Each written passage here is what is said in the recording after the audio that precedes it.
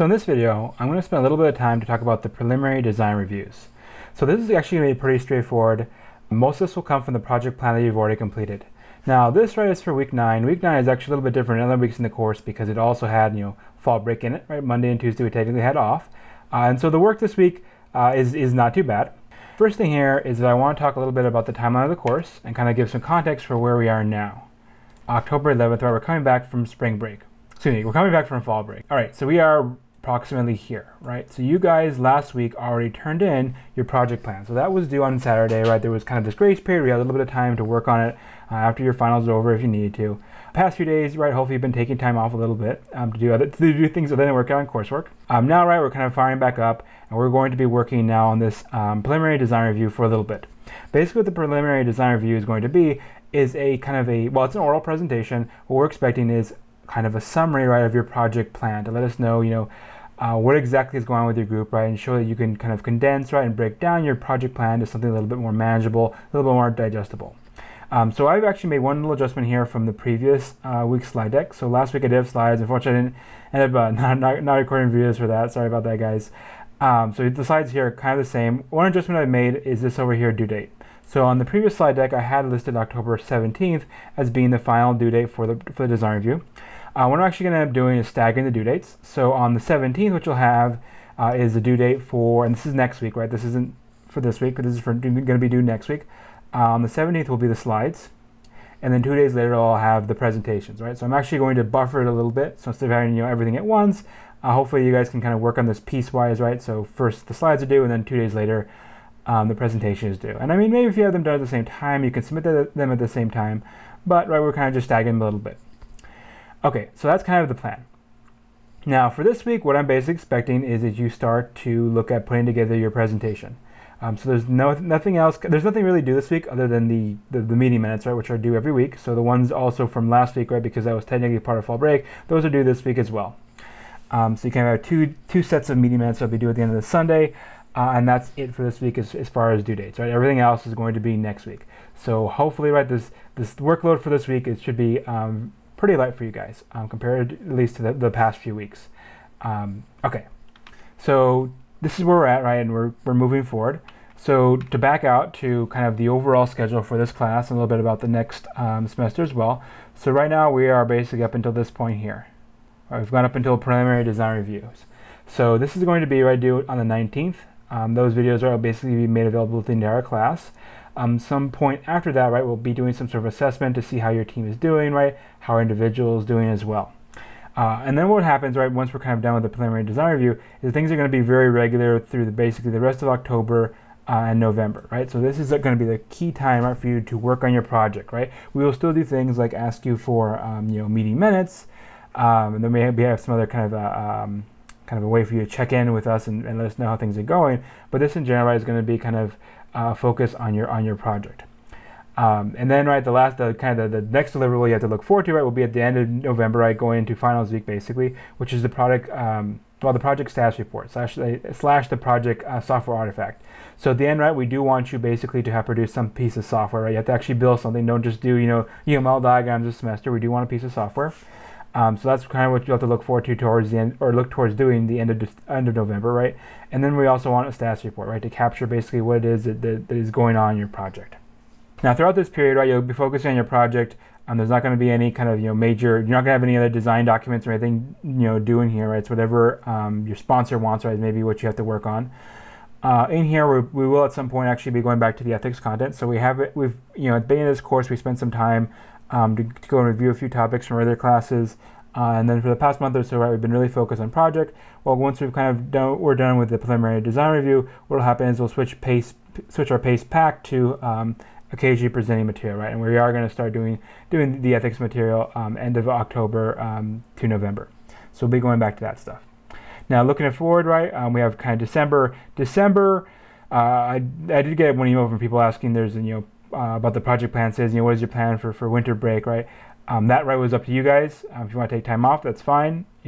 Well, you probably should. Otherwise, right, if there is stuff you want to be active on, then you can do that in December. But officially, right, the class doesn't start again until January.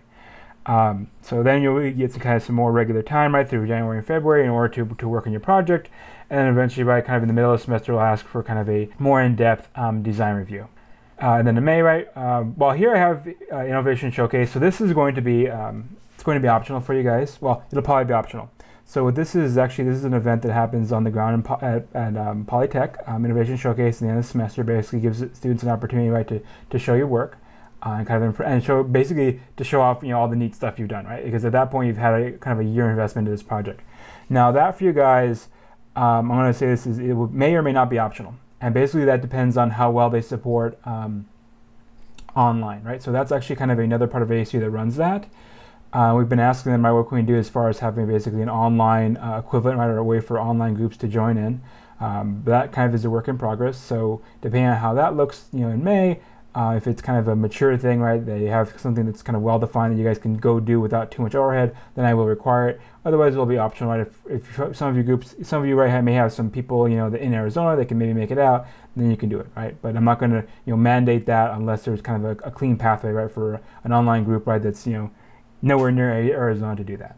And then right at the end, right, you should have some final project to hand over to us. So that's kind of our overall on where we're going, right, as far as 401, 402. Okay. So next thing I want to talk about, right, is the preliminary design reviews. So these are going to be, they shouldn't be a ton of work. The idea being is that at this point in time, you've already completed your project plan, and your project plan has all the information you need to use. So basically what we want to do is summarize the different key items, right, or key sections inside the project plan. What I want to see is basically every single member of the team should present for a little bit. I'm not going to mandate that it's kind of a exactly equal, right? Maybe it varies up and down, but I do want each team member to speak, right? And it should be, I don't know, I would say at least a minute, right? I mean, ideally here it'll be 2 minutes. You can maybe guess that from the 10 minutes down below, but I'm not going to have a kind of a strict requirement other than everybody needs to present a decent portion.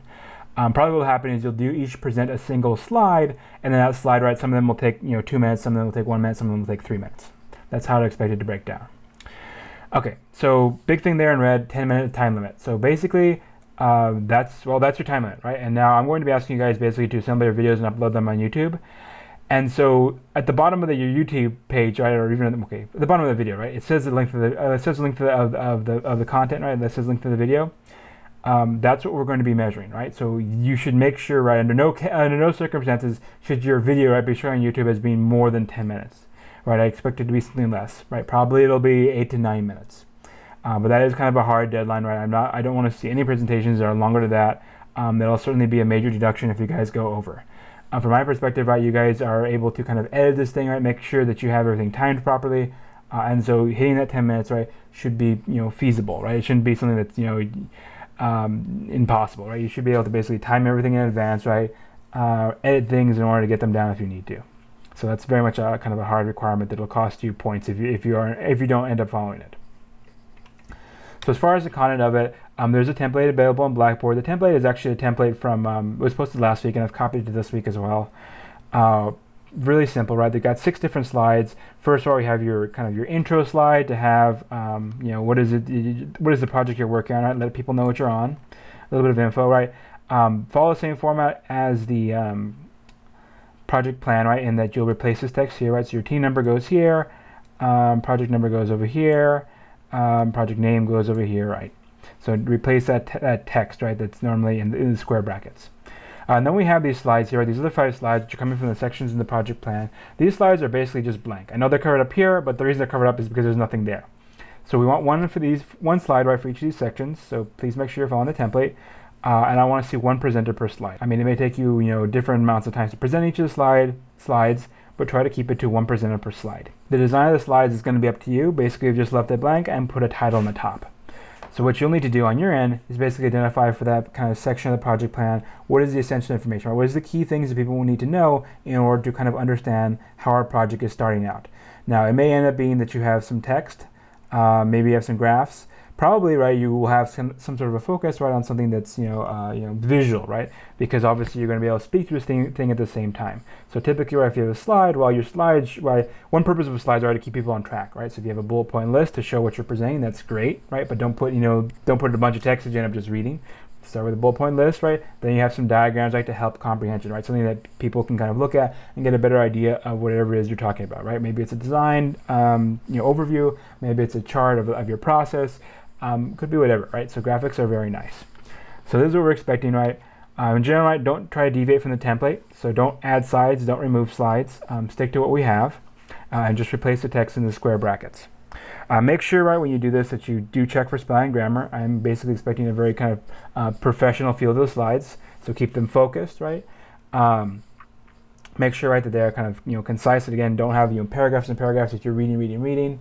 And they should be, well put together, right? The spelling and grammar, right, obviously you should check them. If you have graphics, your graphics should be, of the appropriate resolution, right? They shouldn't be all blurry. They should, help to actually serve the purpose of that slide, right? They should actually help you to explain whatever it is that you want to talk about. Pay attention to that stuff, right? Or I should say, keep on top of that stuff. All right. So again, right, text, right? Don't overwhelm people. It's nice kind of in terms of scaffolding, but don't put too much. Better focus, right, is on graphs or tables, right? That kind of contribute, right, to people understanding the point that you're trying to get across. Don't just read from the slides. Let's see, 5th point there, right? Present with confident presence. So this is actually. I have this applicable thing in there. So this is a little bit of a stylistic thing. So from my perspective, right, well, you have the option of whether or not you guys want to appear in the video. So I know not everybody has a webcam, and so I'm not going to require it. It would be nice, right, if you guys did appear on camera. I'm saying that, but yet I'm not appearing right now because unfortunately my laptop is acting up, and so I don't have access to a recorder right now. But anyways. You have a choice, right? So if you want to show yourself or not, that's fine. Probably I would say that's a decision to make as a whole for your group, right? So either everybody appears or nobody appears. Either is fine with me. In terms of you appearing, right, there's this idea of you make sure there's as well. So if you're presenting right in front of a class, right, normally you'd make sure, right, that you're not kind of hiding from people, right, that you're maintaining eye contact, that you're maybe walking back and forth, right, that you're speaking clearly and directing it towards your audience. Normally that's what I would kind of expect, right, from a presentation face to face. Obviously, right, you guys aren't having the same thing online, but still, right, you should, if you're being recorded, right, keep your eyes on the webcam, right. Make sure that you're kind of speaking to your audience. When you kind of go through this stuff verbally, right, and you're explaining stuff, just be a little bit careful with your words. Here, right, there's this idea of remove I think or possibly. So basically, right, just be direct, right. You don't just state what you want to state. Obviously, right, you guys know things like avoid filler words, right. So or that type of thing. Try to make your presentation professional, right. You guys are doing this, and you basically, right, you have a little bit of help here, right, in that you're doing this for essentially YouTube, right, which means that if there's a segment of video, right, that maybe you're not happy with, then you have the opportunity basically to record that, retime it, right, and then use that for your presentation, right. So down at the bottom it says don't use more than 2 minutes per slide. So here, right, you get a little bit of flexibility in terms of, right, this is kind of an upper bound. But if it takes less, right, that's fine, right? So again, if you have a slide that takes 1 minute, that's fine. Actually, I think a moment ago I said that maybe your slides can take longer. Unfortunately, I guess, okay, so this supersedes that. Stick with this rule in red here, no more than 2 minutes. But if you have less, then that's fine, right? And particularly, right, your initial slide, which just has your group kind of name, probably that's only going to be something like, 15 seconds or something. So your timing, right, you can get that right with editing. Kind of goes with that, make every word count, right? You have the ability basically to control how long your little segments are. So if you need to, right, you can basically kind of reshoot and adjust what is the content of your presentation. All right, so that's what I got for you guys. If you have any questions, all right, shoot me an email, post on Piazza. I look forward to seeing what you guys have for me.